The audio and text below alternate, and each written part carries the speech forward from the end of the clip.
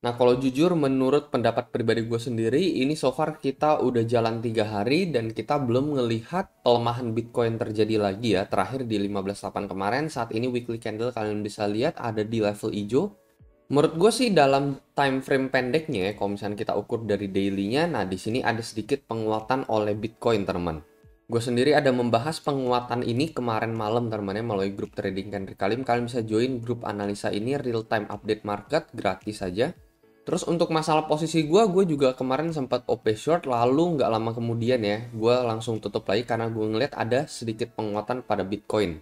Nah, mungkin penguatan ini juga bisa menjadi opportunity long buat kalian ya. Entah kalian mau ngelang atau nge-short, gue bisa rekomendasiin menggunakan platform BingX. Ini salah satu platform yang gue pakai untuk main features dan salah satu fitur unik yaitu adalah copy trade yang jarang ada di market yang lain.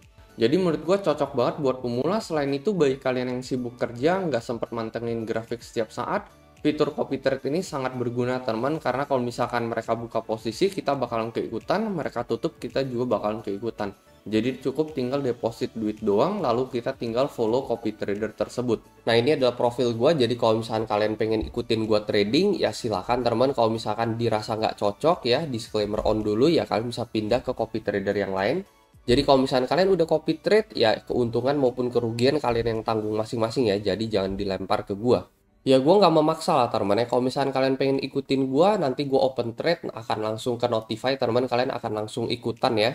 Bila mana dirasa kalau misalkan kalian udah copy dalam jangka panjang, misalkan gue sering loss atau apa, feel free untuk unfollow gue aja. Jadi di sini gue ingatkan kembali.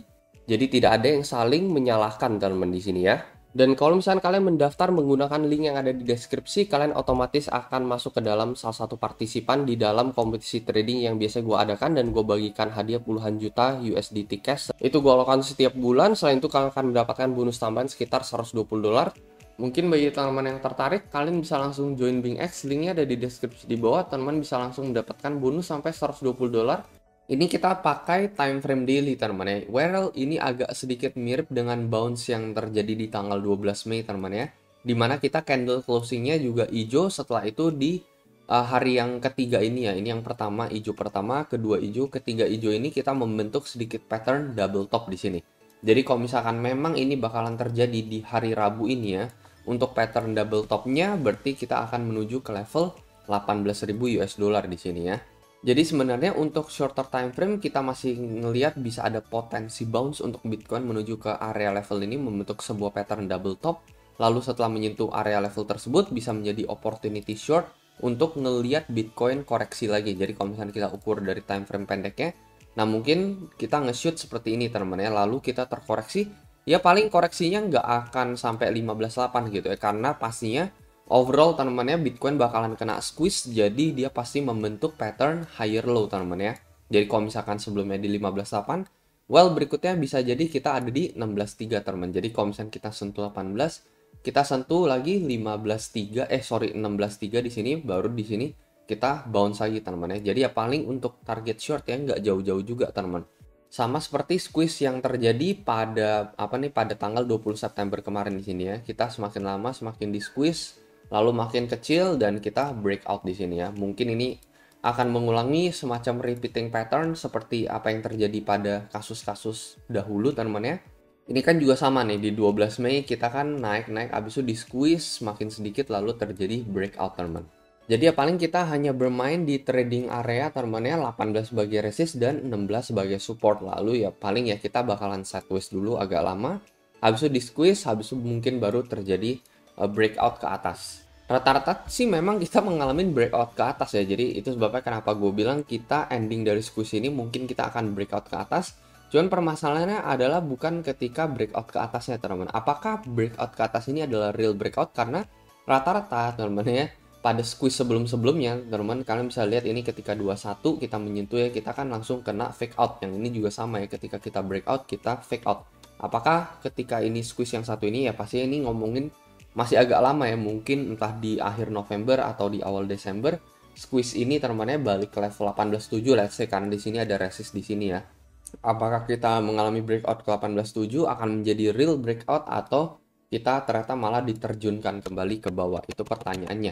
Yaitu ngomongin masih agak lama lagi teman-teman ya. Untuk jangka pendeknya kita memang ngelihat ada sedikit penguatan untuk Bitcoin. Target area masih sama teman di level 18.000, mungkin adalah potensi area buat nge-short yang paling baik teman ya. Sekali lagi ini bahas tentang koreksi aja teman. Jadi kita nggak berharap buat dari 18 dia bakalan turun lagi sampai ke 15 atau 14 gitu ya. Tetapi ya untuk trading biasa aja ya, swing trade aja. Jadi ke 18, habis itu dia koreksi balik ke level 16,5 let's say teman ya. Jadi seperti itu aja.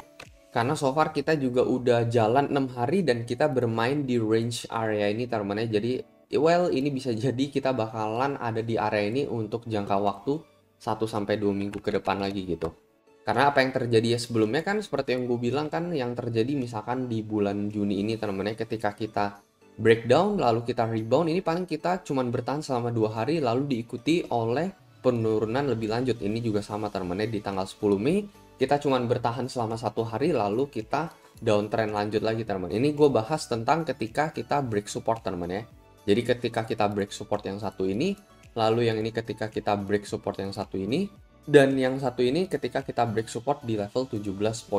Cuman saat ini kita tertahan teman-teman ya, udah sekitar 6 hari kita masih berada di range area 15-18 ini. Jadi well bisa jadi ini adalah ya bisa dibilang bottom sementara lah ya buat Bitcoin ya. Ya menurut gue penentuannya ya 1-2 minggu lagi. Ini mungkin bisa jadi bottom sementara ya, tergantung nanti breakout selanjutnya teman-teman ya. Itu pun kita nggak tahu bakalan terjadi breakout atau enggak. Nah, tapi ya karena pas performance gitu ya, kita lihat banyak terjadi breakout ya, habis itu fake out gitu.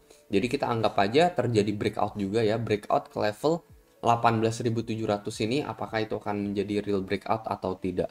Itu aja paling teman-teman untuk video kali ini, semoga analisa ini bisa membantu. Kalau menurut kalian kayak gimana, mungkin kalian bisa coba komentar di kolom komentar di bawah.